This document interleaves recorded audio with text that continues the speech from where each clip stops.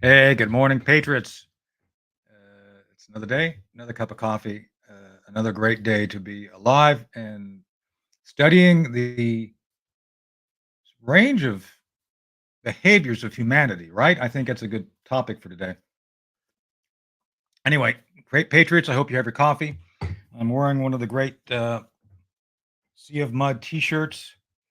This is one of my favorites. I love the gray, love the flag.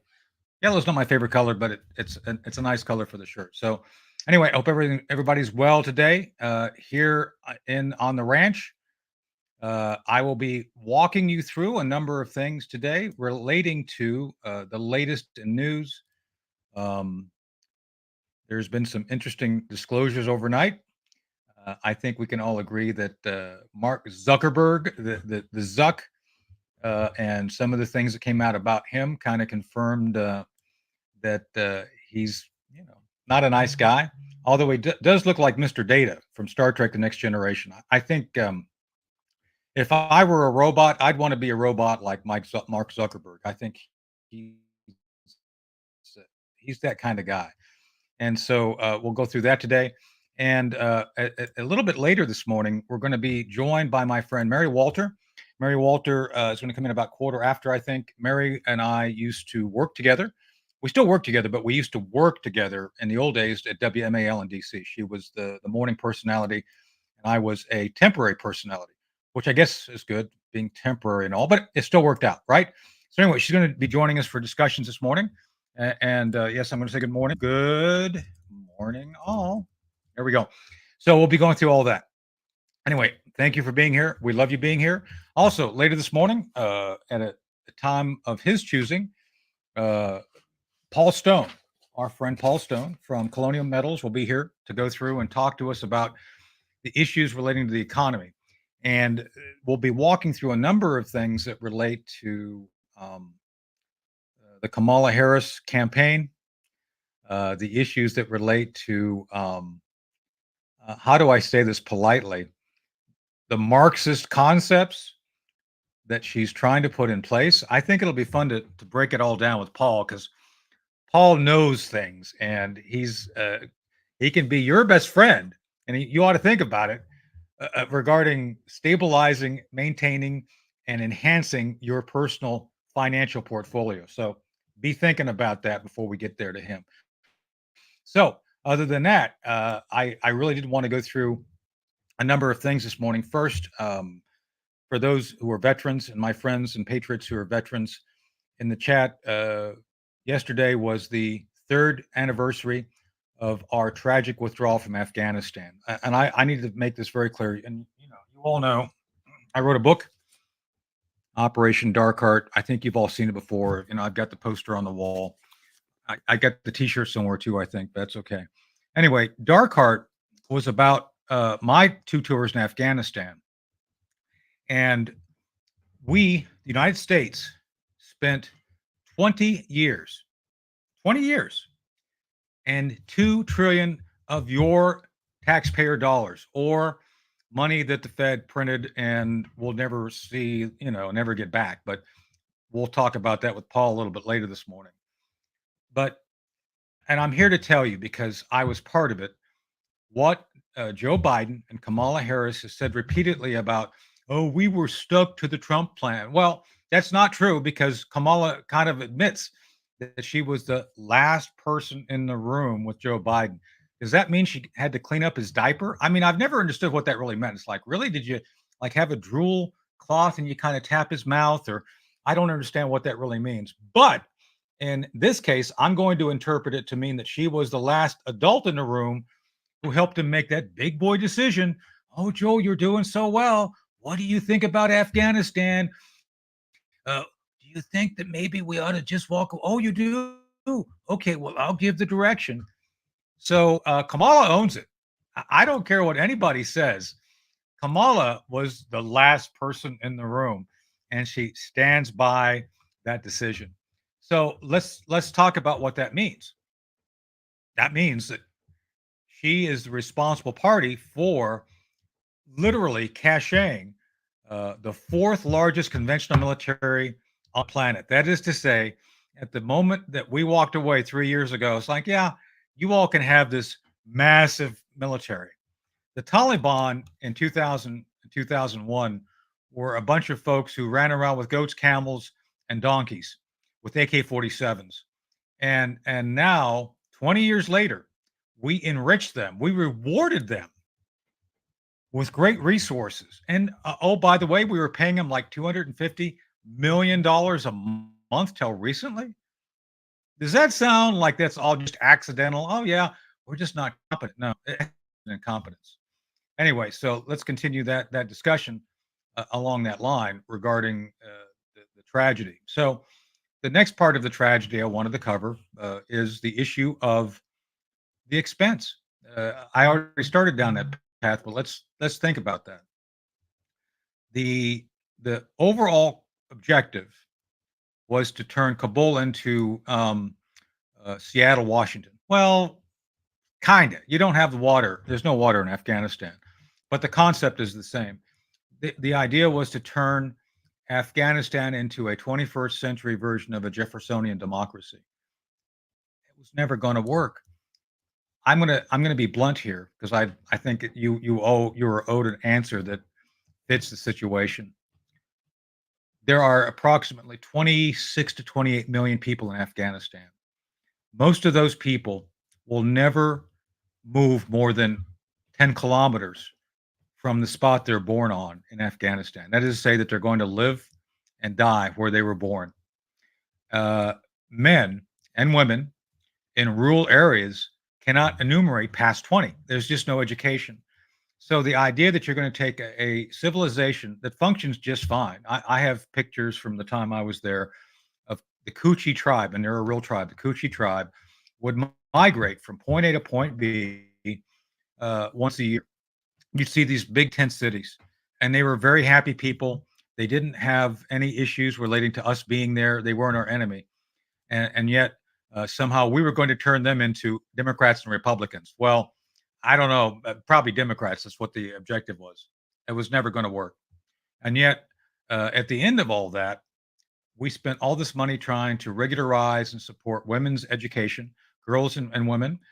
And oh, by the way, now if you're 12, if once you hit 12, you're considered property. You can't go to school anymore. So the Taliban says, yeah, you're not really a full human. You're like a half a human. So no school for you.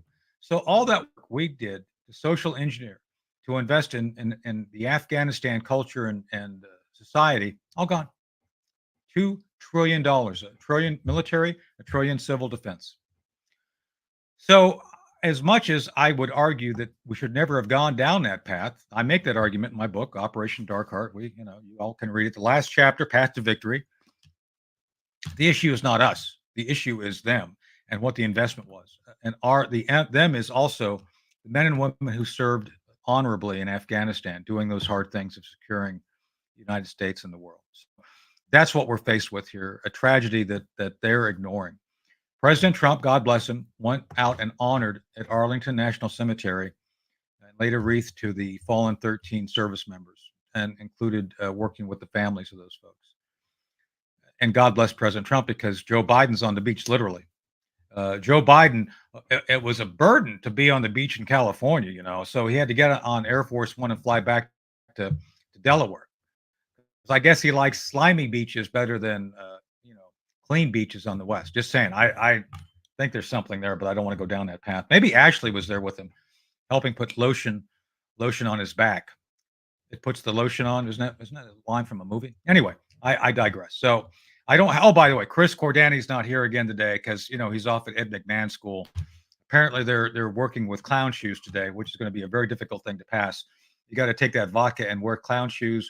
And I think you have to walk like 2 miles. So it's going to be a challenge.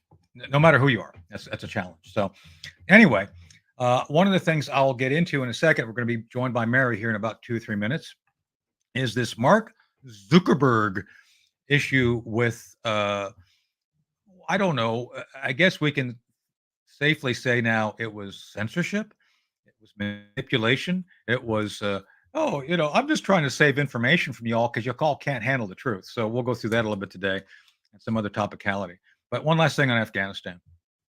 The fact that Kamala is now running to be the executive, the most powerful executive on the face of the earth. She will have immense power of resource, of policy, and of military might.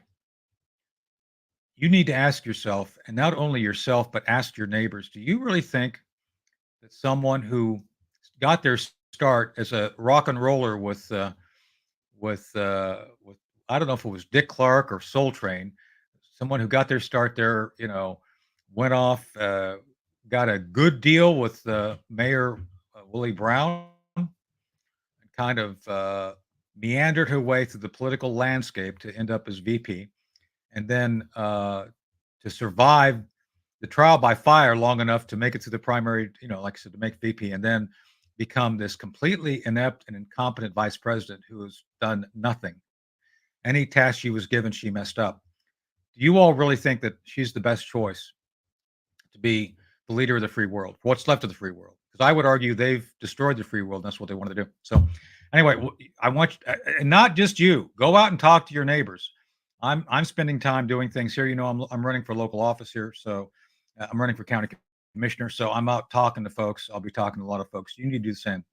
We need to get together and work this hard. So without further ado, I'm going to bring in my friend Mary Walter. Good Good morning, Mary. morning. Good morning. How are you? Can Say you good not morning to hear the me? Patriots. Oh, good morning, Yeah, I can hear Patriots. you. I Can didn't you know hear if. me? Oh, okay. I didn't hear anything back, so I was like, oh, can you not hear me? Because I'm always ready for a technical issue. There's Oh always a no, I can hear you. technical issue. Okay, good. I know. Good Well, morning, I'm everybody. running the How is board, so everybody this morning? it's a technical issue because I'm running it. So yeah. Well, you're kind of breaking up a little bit, and your video just went really slow as you broke up a little bit as you're drinking your coffee. It almost looks like you're a little delayed, but I'm sure we'll make it All work. right. How are you this morning, my friend? I know we are delayed. I don't know what I'm. I'm doing well, Mary. Thank you for joining me at the last minute. So we normally have Karen Turk, but she had a death in the family, so she had to go off and deal with that, unfortunately. So I appreciate you jumping into the last moment for us. Of And course. I don't know what's going on with the delay. I know that again, I'm the tech here, and I'm not qualified. So this is like you jumping into a taxi with a 12-year-old who figured out how to get keys and drive the car. So good luck with everything today, because we're both going to need the good luck. Yay! Yeah.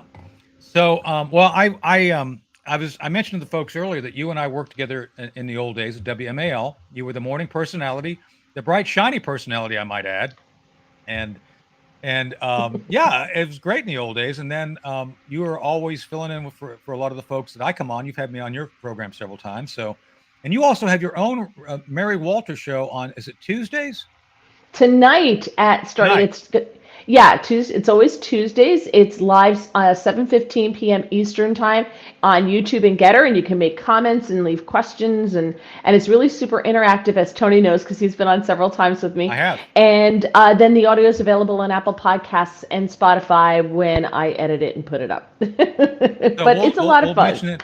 We'll mention that again later. But again, today's the day for Mary. You can go check her out. Her program is a lot like ours because you're in the chat there, and I'm trying to pay attention to the chat. And this is why I like it better when Chris is here, because I can pay more attention to the chat and he's running the board. But I got to do both. And I'm not a tech, so just saying, I appreciate you all being here and being patient with us. Yeah, Mary, I don't know if you heard, but Chris is off at Ed McMahon's sidekick school, so he's off. I think it's clown shoes and vodka today. They have to like learn how to do Oh, good. walking in clown shoes while drinking vodka. It's a 2 mile event. So I'm hoping he passes that and doesn't pass out on the beach. Just saying. So Well, good for him. Does that make you Ed yeah, McMahon? Okay. no, All he's right. at Ed McMahon's show. Cool. That's the idea. He is the sidekick. So Right. But if he's the sidekick, does that make you Ed McMahon? Oh, Ed McMahon is the sidekick. I got it. Does that make you Johnny Carson? Sorry, it's I, early. Haven't had coffee yet. I know it's early. Maybe you ought to go to sidekick show too. It'd be fun. So anyway, well, I wanted to bring you in because man, oh man, there's a lot to talk about. I'll probably be doing some previews of what you'll be doing on your show tonight too. So First off, Mr. Data, aka Zuckerberg, Mark Zuckerberg, did this memo to Congress saying, "Yeah, it's all true. I screwed you all." What do you? What did you take from that? Okay, so I think the reason he just a year later miraculously comes up with this letter is either because he got wind of them going after him for lying before Congress, ha ha ha, never going to happen, or there's a whistleblower somewhere that has the dirt that shows that Zuckerberg was behind a lot of this. That's Yeah. my two hypotheses. So it's one thing to come clean, but another thing to even have engaged it in the first place. Do you think Zuckerberg had any clue that he was doing something as bad as we now know it is? Do you think he knowingly did it, or is he just stupid? Well, sure we do, because we do know from emails that came out that were either subpoenaed or maybe there were whistleblowers who already came out.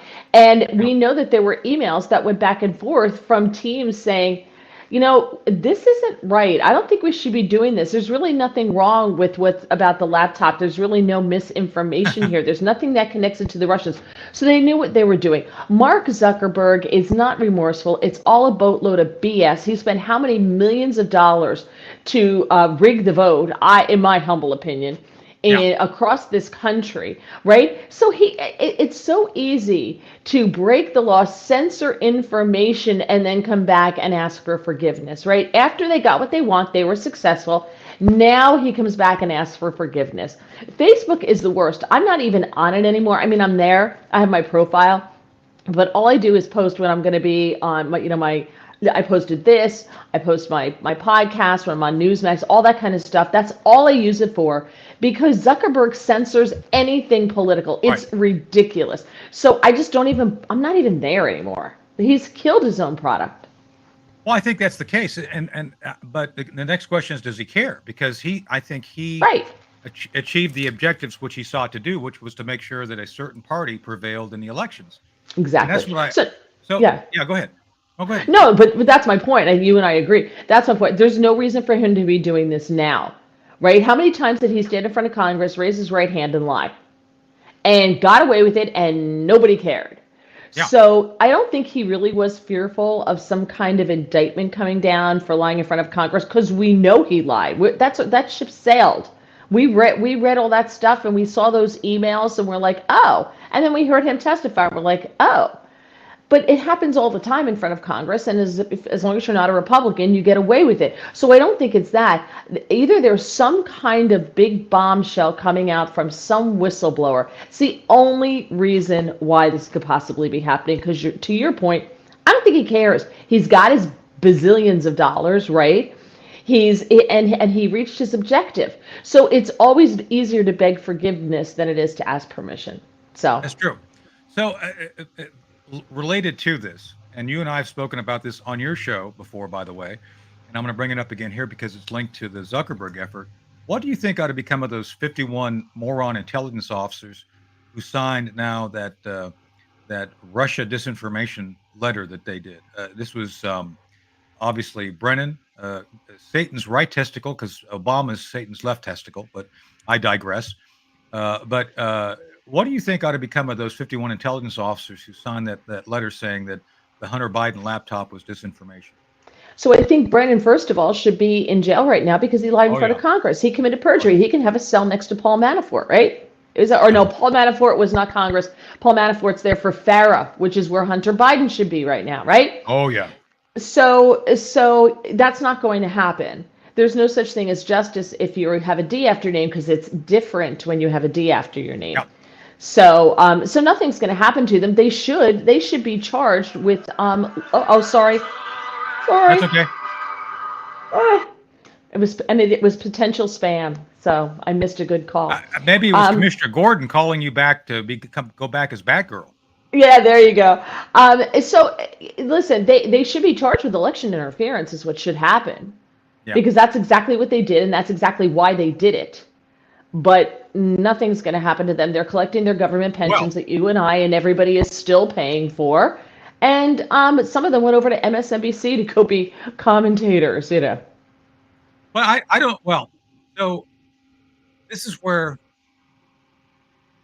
this is where I think there's potentiality because there's been several monumental shakeups over the last 4 days. Now, by the way, I'm going to be all over the map here, but did you notice that Kamala Harris didn't get a bump out of the convention?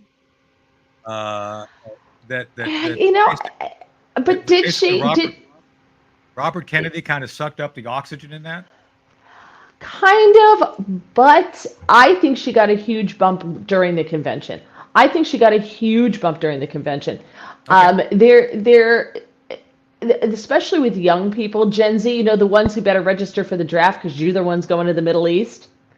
The useful idiots, the ones who are still in college or just out of college, the under 30 crowd that's all about their feelings because they have been trained. This is the first generation to be trained from cradle to where they are right now that their feelings are facts.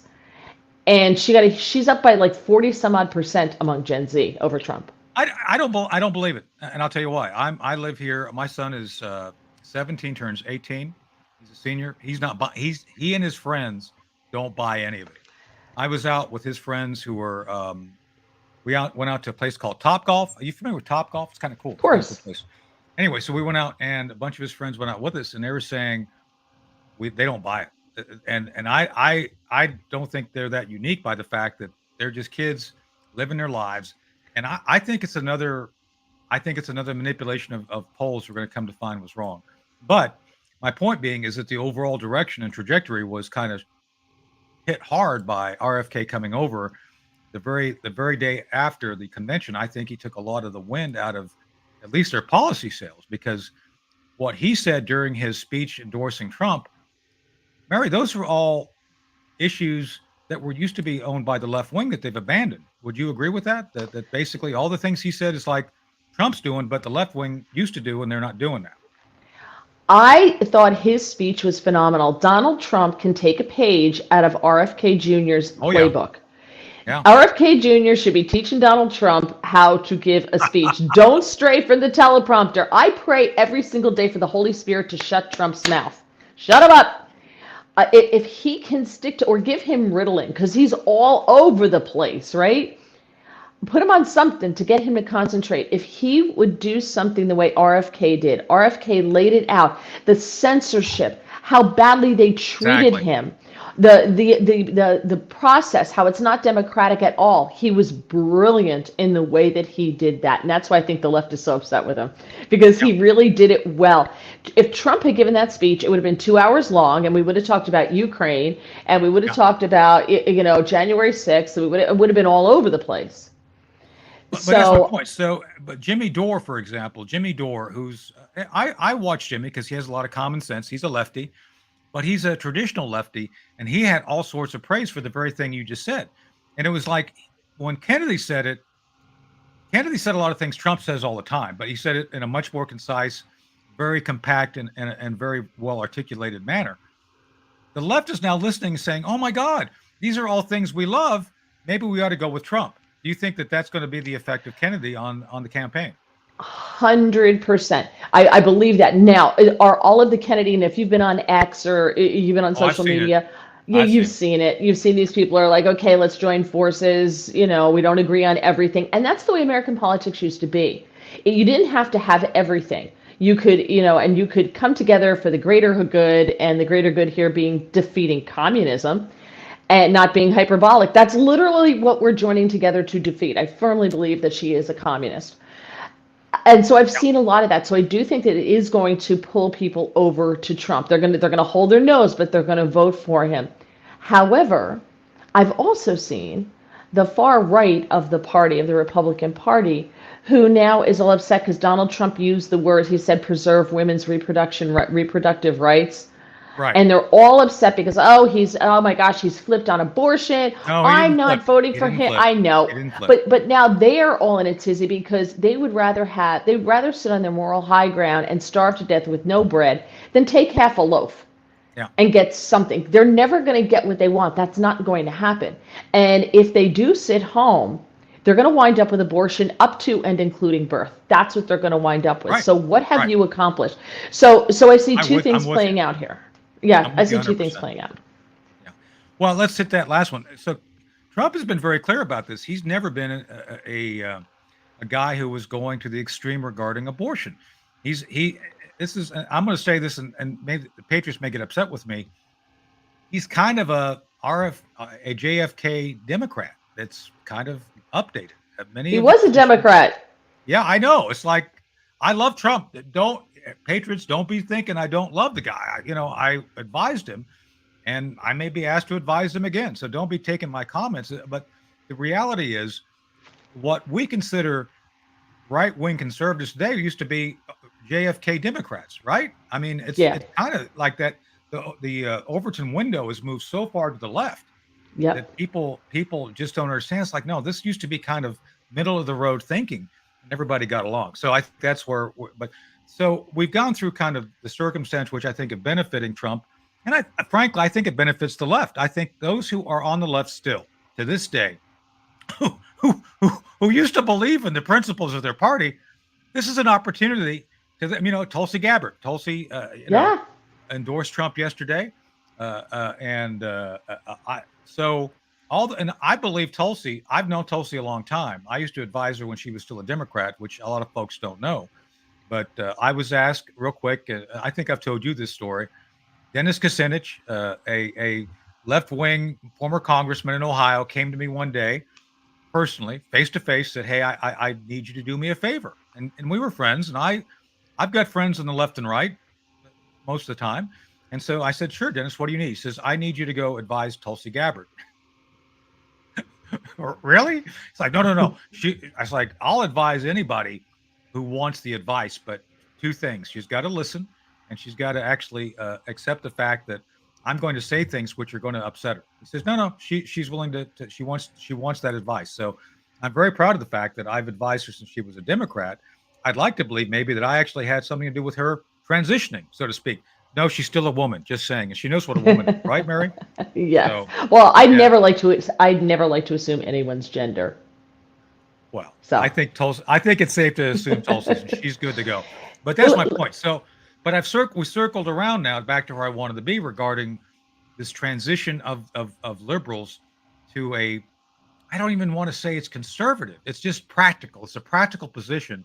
right. Do you think then, because Trump's talked about appointing JFK to a special assassination committee, which would be really cool, because that they have nothing left to lose. Like they're just going to go in there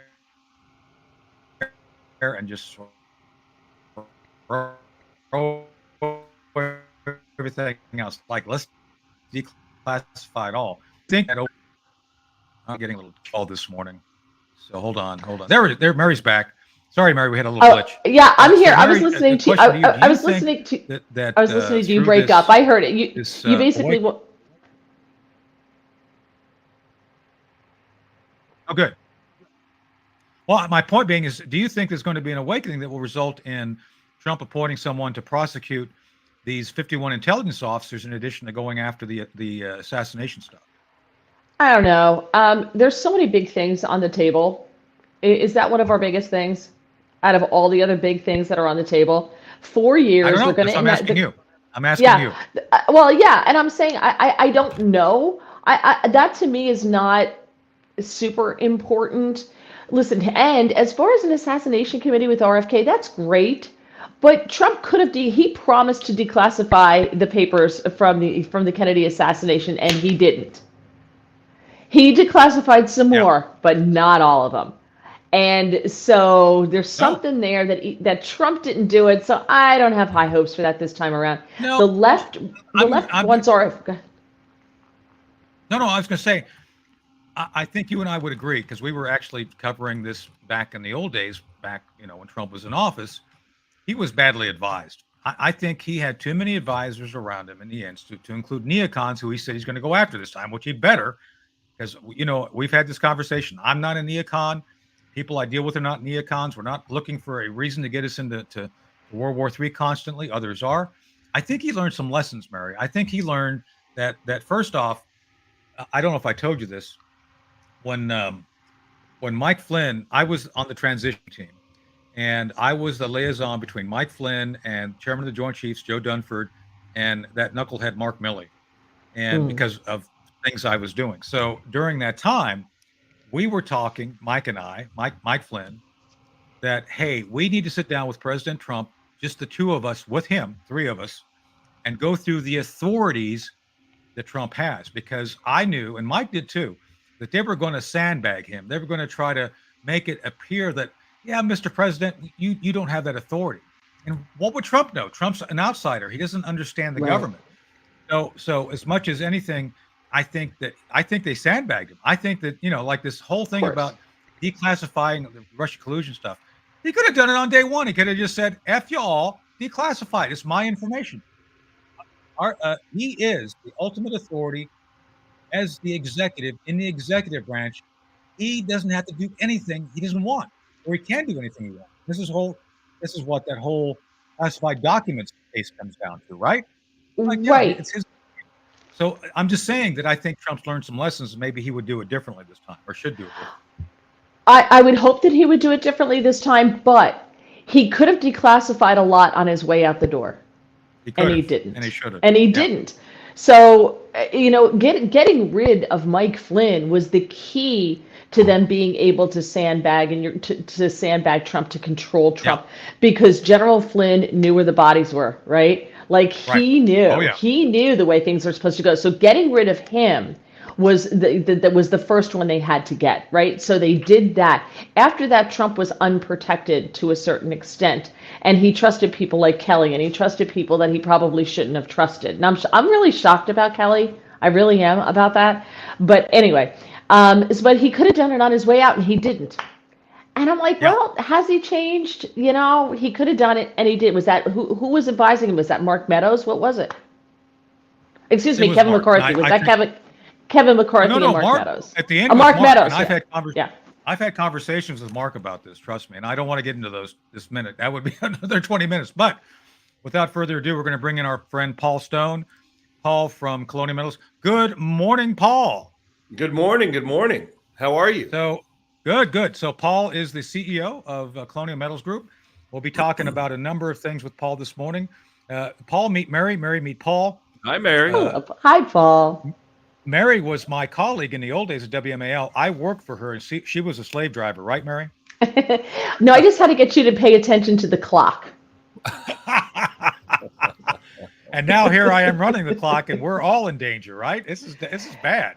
Yes, I have a dental appointment. Just remember that. I know. Yeah, we got to get out of here a quarter of. This is like one of the guys who shovels coal in the Titanic, taking it over and running it into the iceberg, as far as I'm concerned. So, yeah, it's that dangerous. So, anyway, Paul, welcome to the show. So, we're just talking about some of the realities of what's going on regarding my friend Tulsi Gabbard and RFK Jr. all kind of jumping on the Trump wagon. And man, oh man, as I was mentioning, and you and I are of an age we can't hide the fact that we're older. Wait, what? What we're seeing here regarding concepts and policies, which used to be kind of the domain of the left, they're all over with Trump now, and I think that's a good thing. What do you think?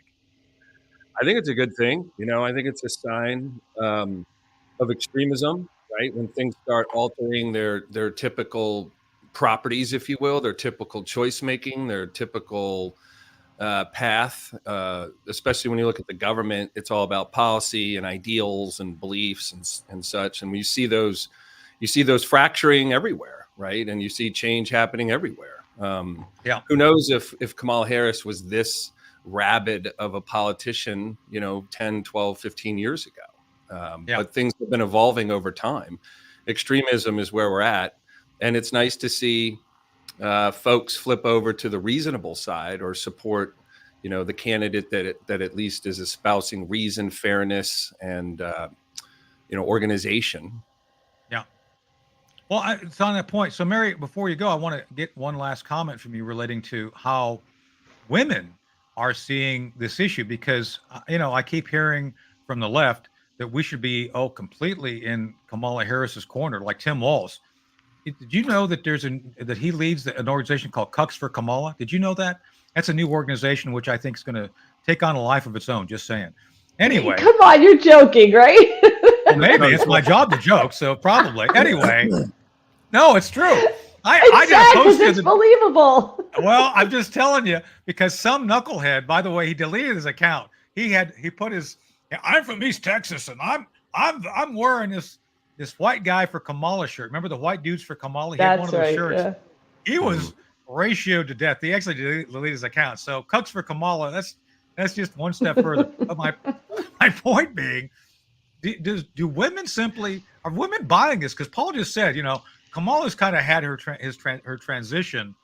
I get, well, not that kind. She's still a woman, I think. Just saying, but she's had a transition, a political transition. Do you think that women are going to buy into Kamala's shtick, so to speak? Well, I think if you're a liberal, yes, because, and I'm going to say this, I'm probably going to get blowback for it, and that's fine. I'm on X at Mary Walter Radio. That's where my podcast tonight is on YouTube and Getter at Mary Catch Walter it, Radio. catch it. Um, but I've said this before. Honestly, we should find a way to prevent liberal women from voting for like the next 4 years, 5 years, because if we could keep them from voting, like just tell them there's a big drum circle and you got to take the boat to the island to get to the big drum circle, and just leave them there, and then like the ferry never comes back to bring them back.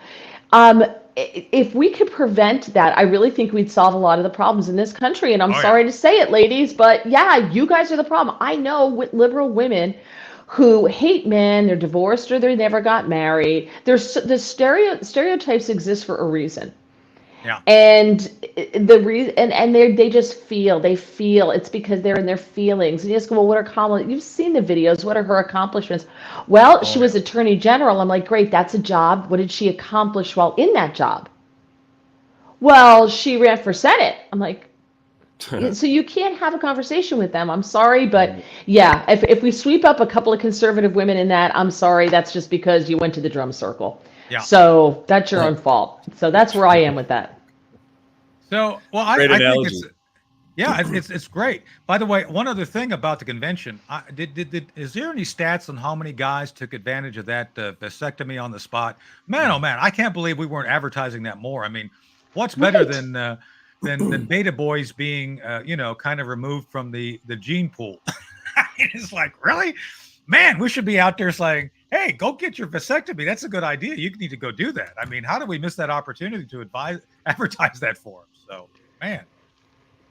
So, well, no, Mary. I mean, to that point, it's like they break this down, and they were giving free abortions. Like, really, abortions and vasectomies, on demand. I mean, I guess you Yeah. you you go up and get a donut in the morning and a vasectomy, or you can go in the afternoon and get some ice cream and an abortion. I mean, They are what just, was up with you know that? what, they are just such ridiculous people. They really are. The performance is, it just goes, this is what they do best, is performance. I don't know how many guys got a vasectomy, and most of them probably weren't brave enough to go in there because it might hurt. So, Well, I don't know. I right. haven't done it, but I'm sure it does hurt. So, And listen, and to your point, if the soy boys all line up, they'd have to get their skinny jeans off, but that would be awesome. As for the abortions, I saw a lot of people posting on X that, look, I'm not for Trump, but that was the death van outside of the convention was a bridge too far for me. that was So pretty incredible. yeah, and can I just say one thing about like the whole, they're calling Doug Emhoff and Tim Walz masculine, and all of a sudden Oh, masculinity is not toxic anymore. All of a sudden, I'm like, I want to say to them, I have news for you. Tim Walz prances around a stage. He's kicking up his heels like a Vegas showgirl. He's constantly kicking. I don't know what the hell that is. He's got his arms in the air like he's an outfielder on a professional baseball team. And then he moves like there's a picture of him like this and like a right. surfer. I was like, he's like a backup dancer for the village people. How is that masculine at all? None of it is masculine at all. And Doug Emhoff doesn't scream. Doug Emhoff screams beaten husband, So right? two words regarding Tim. Tinkerbell energy. It's very clear that he's watched Peter Pan one too many times and identified with Tinkerbell. Just saying. Yeah, I, So, I get that he's enthusiastic. I get it. But uh, seriously, be enthusiastic like a man. well, and Doug Imhoff. I mean, uh, it's Dougie. Did you know he goes by Dougie? That's Okay. so cute. Dougie Imhoff. It's And Yeah. he did the nasty with the maid or something, and they had like some sort of an encounter, and was like, really? She got I, pregnant. The nanny got pregnant.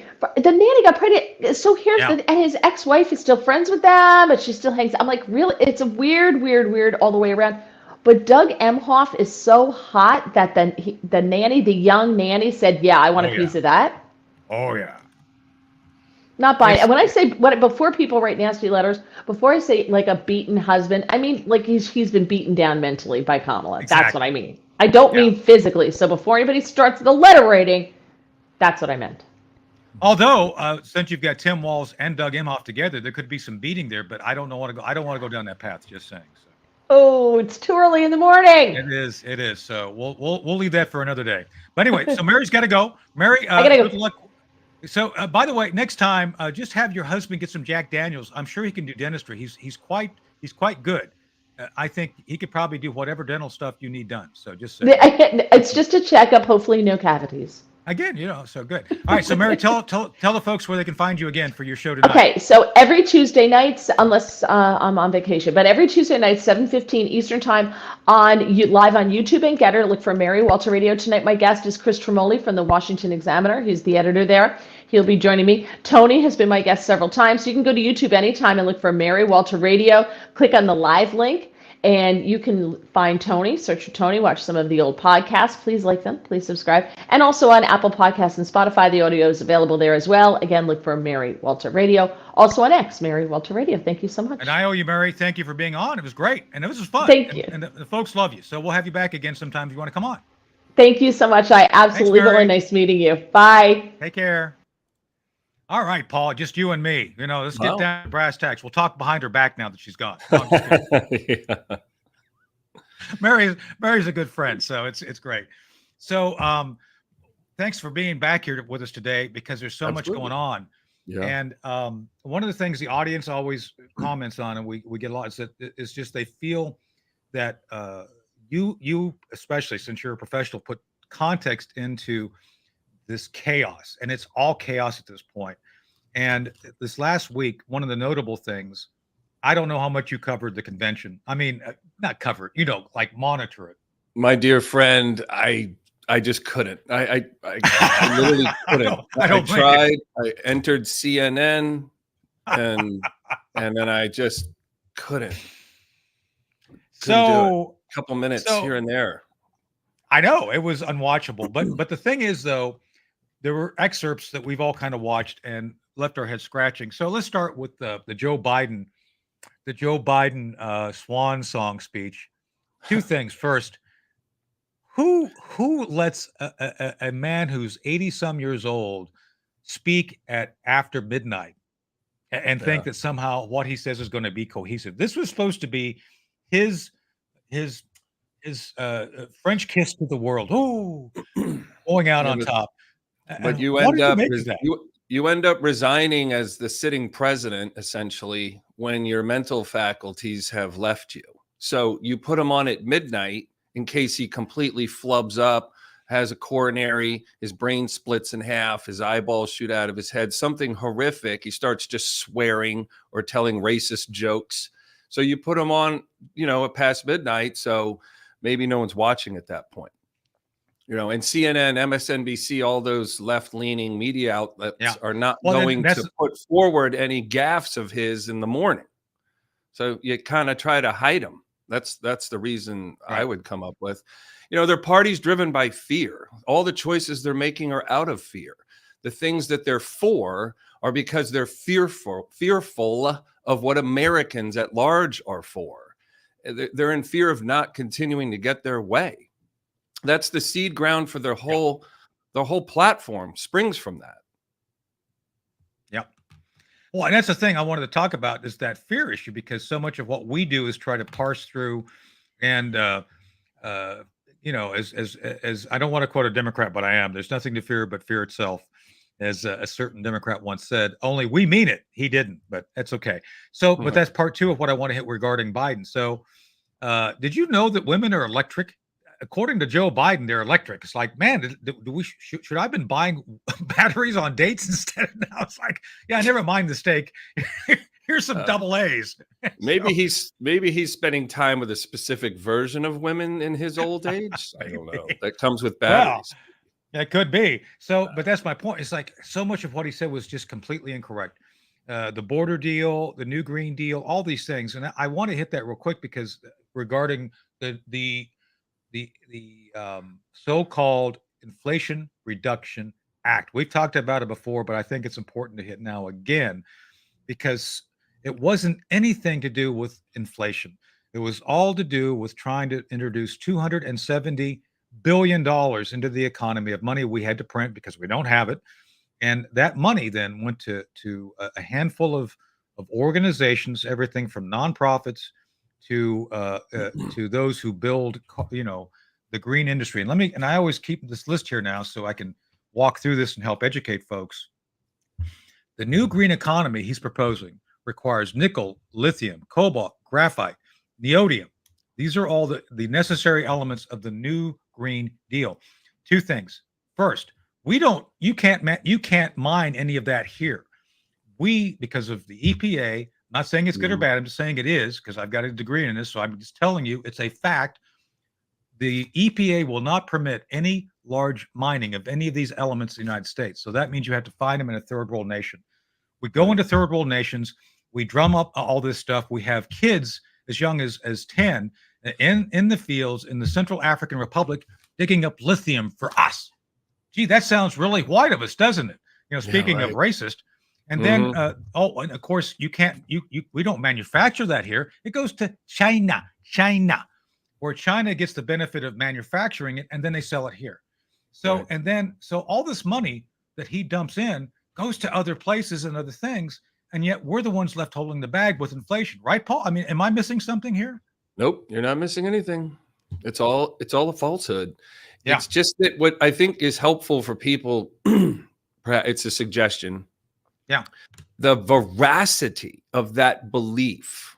People, they can get whacked upside the head with an image or a thought or something they read or saw or something they came across, and it can stick with them. It can literally alter them, right? Think of ourselves. Yeah. Look how altered we are by the Obama presidency, right? And then Biden doesn't even have to campaign during COVID, and he's the president, and we're struck by occurrences. We're affected by them.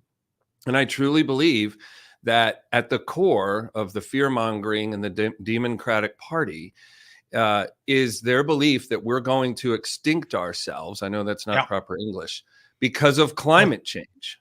Right. That they literally believe that. Like, I believe there's 32 teams in the NFL, right? They believe it like it's their God. True. Yes. It's their God, so Paul. they have a mantle. Aren't they acting like they're on a crusade? Doesn't this, if you just turn the noise off and look at the body language, like Walt's dancing on, Kamala with just smiling all the time, they're on a crusade. They seem to be on a crusade. So the best thing we can do is try to demystify, how it is we're seeing what we're seeing. And to me, once we can identify something, G.I. Joe said knowing is half the battle, then we could start making choices for ourselves about what we're seeing. Can we change what we're seeing? Can we stop from happening what we're seeing happen?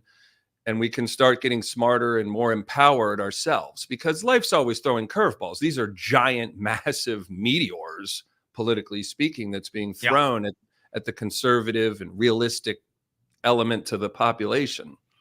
So I think that's where I want to go with this, obviously. So despite everything we're saying regarding and by the way, again, just for the audience, you guys can go verify it. Wright State University, 1986, Bachelor of Arts, Tony Schaefer, environmental studies degree. No, I mean, Paul, I got to do this because the left, they're all about credentials. So okay, I've got your damn degree.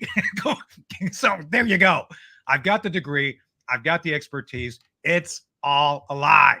Al Gore, even before Al Gore, oh, by the way, did you see that back in the day, Leonard Nimoy was in search of the environment, and we're about to go into cold weather. Ooh, it's going to be freezing in Miami. You're going to have a parka going down the beach there. It was all meant to create fear. That's where we started. That's where we're ending up here. Fear. It's all about fear. It's all about you must be scared, and therefore you need to listen to what we're doing. Well, we're the opposite. Paul is here to talk to you about what we do for you, what he can do for you, which is actually giving you the ability to increase your freedom. They're about control. We're about freedom. And one of the things you can do is free yourself up with metals, gold and silver. So you need to look at Colonial Metals Group. And and man, I feel so sorry about this, Paul. We're giving out the wrong website for Ed, and I feel horrible about this. So we've now got it corrected. It's colonialmetalsgroup.com/EHS. That's Ed Henry Show. So we got it corrected now. You need to go out and look at this. This is one of the things Paul and his team can do for you is give you options regarding gold, silver to add to your stability and potential success as a family, as a couple, as an individual. It doesn't matter. It's whatever you feel you need to get yourself through the coming chaos. And I'm going to say this because we are still living through the effects of the new Green Deal, aka the Inflation Reduction Act, which had the opposite effect. And now, no matter what, Paul, man, oh man, we've had some seismic shifts. We had RFK Jr. endorsing Trump. We had my friend Tulsi Gabbard endorsing Trump. These people have come around. I think that they've seen the light, but we're not out of the woods yet. Even if Trump prevails, we're still talking about it's going to take some time to get the economy back on its feet in a way that everybody's benefiting. Would you agree with that? I would agree that it will take time. When you look at the math, you look under the hood, you look at the math story, and you turn, let's say you're buying a used car. You're looking for a new used car. You got the mechanic standing, you pop the hood, mechanic standing next to you. It's a beautiful paint job, brand new tires, smoking hot rims. You start it up. It sounds, the exhaust package sounds great. You look under the hood, you got the mechanic standing there next to you. And what you see under the hood makes you fearful. So you look at the mechanic, you say, can this doesn't look good. Can this get fixed? And the mechanic shakes his head, says, no, you got a few miles, maybe 100 miles left on the engine and it's gone. Because the math story says that the reason for the money printing is a giant black hole in our economy that started at the end of the 90s when baby boomers retired. We have lost the production power from the workforce. And as we also did, that workforce, as it retired, fell onto the cost side of our economy. These numbers are never going away. So we're way beyond a vote, to me, that's going to resolve this horrific math problem that no one in Washington or on Wall Street seems to be addressing. They haven't addressed yet. And now that the dollar is only worth 3 cents, this money printing continues to eviscerate that resource, the quantity, the value of that resource, the dollar itself, until it's at zero. So right. What does the dollar support? Everything. If it ends up at a tenth of a penny, half a penny, zero, then what can it still support? Nothing. And so we're way beyond a vote. I know people want to sit there and go, November is going to save us. We're not going to have to do anything about this. No. Man, you are running one hell of a game of chicken. Yeah. One hell of a game of chicken if that's your approach to treating your retirement savings with security. Right. And it's just like those stories where people say, Tony, well, God sent me, a helicopter to save me from the flood. We talked about that. Yeah. Last show. Yeah.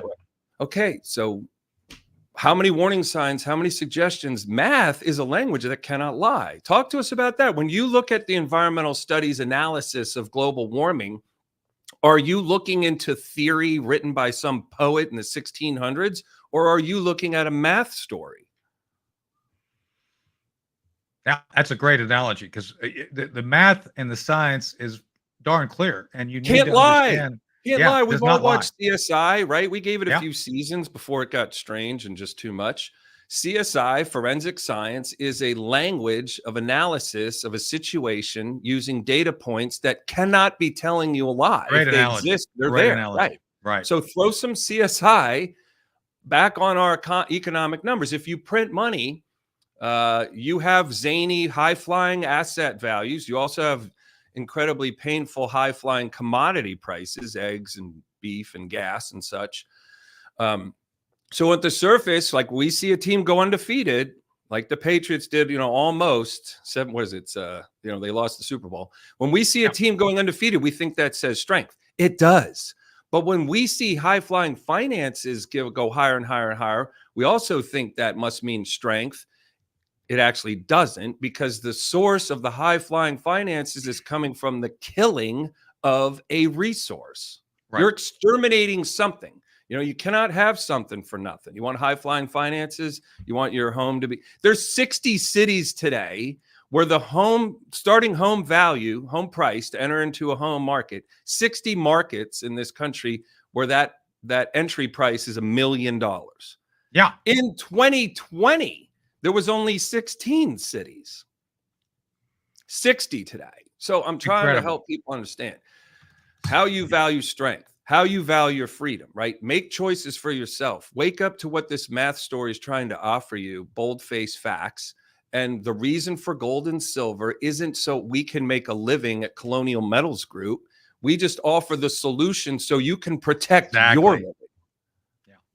And that's the thing. Take the wealth you have that you have control of, put it in something to stabilize it, to make it real and impervious to a lot of the things we're talking about, right, Paul? I mean, you're going to have ups and downs in metal still, but as we've talked about, it's like gold and silver, especially gold, has been around as a element that has stabilized civilizations from the beginning of civilization. It is part of the concept of civilization, right? Yeah. I mean, it's been there from the beginning and still here now. So when people hear this, Tony, they're like, well, it's just so ridiculous. Physical gold. I mean, what am I supposed to do? That's because you're used to living in a financial video game for the last 53 years. Right. Well so said. when this resource, right, this electrifying of the financial world no longer has something to draw on, the dollar, then the video game gets unplugged and everything comes back to a very harsh reality. And that is life on Earth is always going to be camping. Except this 53-year Nixon initiated artificial financial feeling about things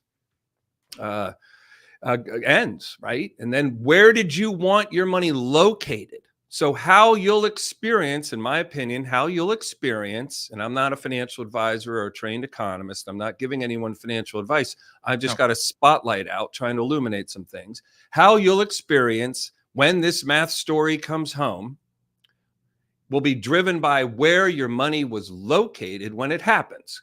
4 locations for your savings: cash in a safe at home, real estate, in the financial world, and in the vault. The way into the vault is precious metals.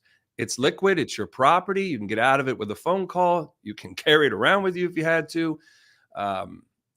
It's your property. It's your physical financial property. And that means the money that leapt into ounces has left where this Democrat-led financial party is doing its damage. You've left, right? You turned left when you saw the iceberg. You made the Titanic analogy earlier. You were like, hey, there's an iceberg. Hey, let's dodge that. You turned left. So most go with people Paul. went straight. Yeah, go with Paul. Go with civilization. Go with that which has been with civilization from the beginning. And I'm not joking. I mean, we need to look at this. And like you said, Paul, and this is the thing too, and I'll end with this because we only got a couple minutes left. No matter what happens, as we agree that President Trump, should he return, is going to be challenged. If the other side wins, we're going to really be challenged. But no matter what, 5 November, it ain't a panacea. We're not going to get the solution. It's like, oh, everything's good. Everything's good. No. So that's my point now. It's like, no matter who wins, we're dealing with a currency that you mentioned. Richard Nixon gave us the fiat currency we have today, which is based on the petrodollar. Well, the moment somebody else steps up and decides, we're not going to use the dollar as a foundational currency of all transactions, most of the fiat nature comes back to bite us. Our currency would be devalued overnight, right? Yes. Don't let the home of the free, land of the free and home of the brave blind you from these true facts. We didn't invent reserve currency status. We took it from England. They took it from France. They took it from the Dutch, right? Before that was the Spanish and the Portuguese. The Romans invented it. What's the story? Well, the point of the story is there's a country that'll get reserve currency status. 80, 100 years later, they'll lose it to someone else. That's the history. Yeah. So protecting your savings means waking up to going, okay, Trump, 100 Trumps, 1,000 Trumps can't prevent. Send Trump and all of everyone who'd vote for him down to the beach and stop the next wave. Yep. It's unstoppable, mathematically speaking. Now, you would have an ally that would preside over the implosion. You would have much more of a friend to Americans in the White House. Oh, he would treat it like a construction project that was going horrifically wrong, but you still can't stop the project from imploding on itself. Yeah. Well, with the Democrats, you're going to have antagonists and hostile party in power. And then you just that's going to be worse. Yourself, that will absolutely be worse, but there's still a mathematical implosion of what you think is normal. What's normal, what feels normal is a financial video game. Comparing it to what reality would say, which is money has to be based off something real. Paper is something you write on. Our money is like toilet paper with a face on it. Don't get me started on that. I know we don't have much more time. Sorry to hijack your show, my good man. Oh, no, it's good. All right. So I got a correction just from your staff. They're telling me would be, all right. So we'll get this straightened out, but they're now saying that it's colonialmetalsgroup.com /Ed-Henry. So however you do it, get to their website, get in there, check out Paul's folks, or just call them. You were talking about the video game. Well, go back to the 80s. Let's go back to the 80s. Pick up the phone. Pick up the phone. Get your hand cranker out. No. Call them 800 805 4034. That's right. 800 805 4034. Pick up the phone. Just call them and we'll straighten out the website one way or another, since I've gotten conflict in this. Like I said, Paul, this putting me in charge, like without a sidekick or a tech. This is like putting one of the coal shovelers in charge of the bridge of the Titanic. So here we are. But it's been great to have you. You're like a golfer without a caddy. That's right. I feel empowered and dangerous. I feel like Rodney Dangerfield in Caddyshack. You're doing great. All right. So, Paul, thank you for being here. The people appreciate. I've just seen in the chat, they really do appreciate what we're talking about. I just need them to help us, help you, help them. Is get them to call you, get them to check it out. We have a few months here before the election. Now's the time to act, not then. It's like boy, it's like, oh man, it's the 6th of November. I should have called Paul. It's too late. The most expensive thing in life, and I don't mean to lecture, these are just my ideas. I say them with authority because I believe them, but if others don't, I'm not telling you what to believe. But to me, the most expensive thing in life is regret. Well said. Well said. Avoid regret. Do the right thing now. Paul, thanks for joining us today. We'll see you again next week on Wake Up Patriots. I truly enjoy our conversation. So thank you so much. Oh, absolutely. My week starts Tuesday at 9:30 Eastern. Oh, that's cool. Well, we love you having you here, and we'll have you back. We'll talk more about this, and that's it. So anyway, thanks, Tony. I'll just close up. Thank you. And folks, Patriots, thanks for being here. We'll see you again tomorrow morning. Bright and early with coffee. I'm out of coffee, and you probably are too. So I got to get some more. We'll see you tomorrow. Thanks. Bye now.